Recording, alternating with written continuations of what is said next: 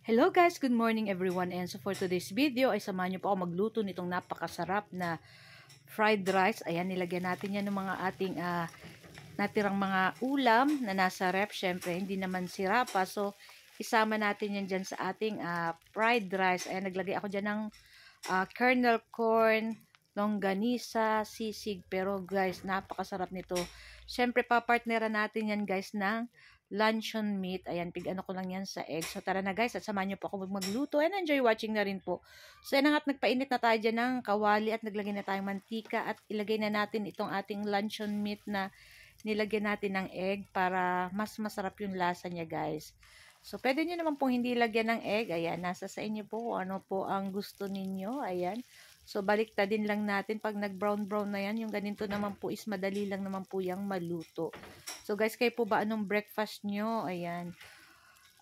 Ito yung aking naisipang luto kasi nakita ko sa ref maraming mga tira-tira pa. So kesa itapon natin, ayan, iluto natin ng ganito kasarap. So ayan nga, at luto na yan guys. So next na natin dyan yung ating second batch.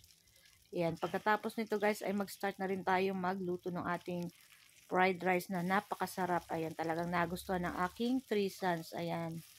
So guys, ayan, happy weekend pala guys. Happy Saturday everyone. Ayan, so luto na yan guys. So ahunin na natin and ngayon naman ay maglagay tayo ng konting butter. Ayan, tapos maggisa na tayo dyan ng ating bawang. Ayan, gumamit ako ng 5 pirasong bawang at halu-haluin lang natin yan guys. And then ayan na yung ating sisig na natira. Ayan, para hindi naman sayang. Syempre hindi naman sira pa. So nasa ref naman. So ayan, lutuin natin at syempre mas pasarapin pa natin, di ba?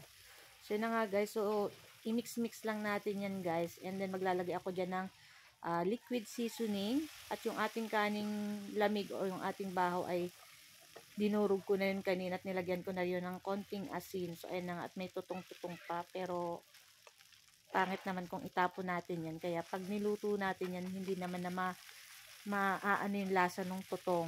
Pero napakasarap nito guys. So ayan na nga, at i-mix-mix lang natin yan. Ayan, mekos-mekos lang natin yan, ganyan. And tapos yan guys, lalagay ko yung natirang itlog dun sa pinag-anuhan ko nung ating luncheon meat para mas yummy itong ating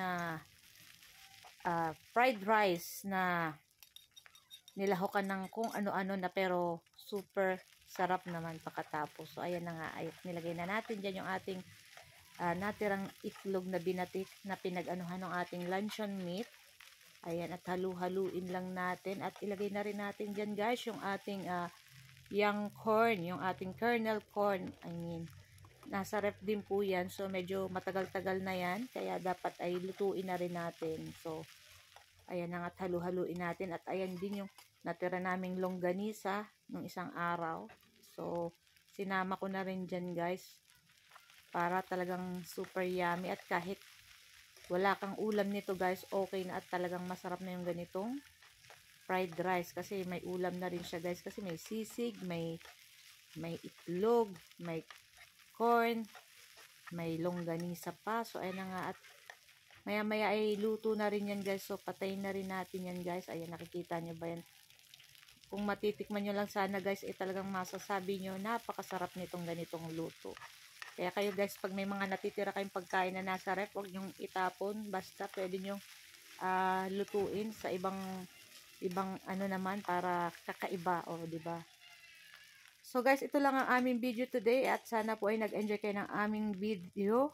Ayan, wag niyo pong kalimutan sanang mag-like, comment at pa-share na rin po ng ating video sa mga ating mga new followers. Ayan, kumusta po sa inyong lahat, at sa mga hindi pa po naka-follow ng aming page, pa-follow na lang po para lagi po kayong updated sa aming mga bagong video na tigpo-post. Ayan.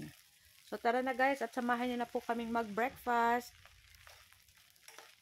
Napakasarap nitong ating nilutong fried rice. Talagang perfect na perfect. So guys, thank you for watching and see you next video again. Ciao!